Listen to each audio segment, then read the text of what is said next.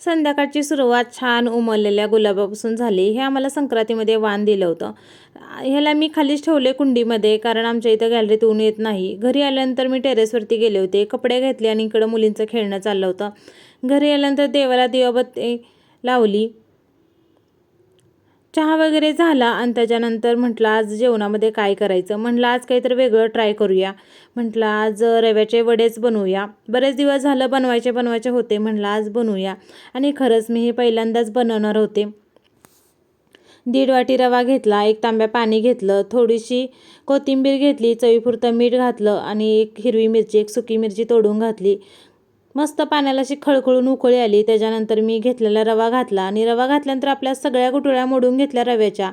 नंतर आता 10 मिनिटं याला वाफवायला ठेवलं आणि मस्त इथं रवा शिजून झाला होता.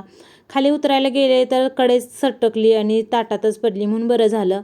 आता थोडंसं मळलं गार झाल्यानंतर आणि थोडंसं तेलाचा हात लावला आणि ह्याच्या आता वड्याचा आकार दिला.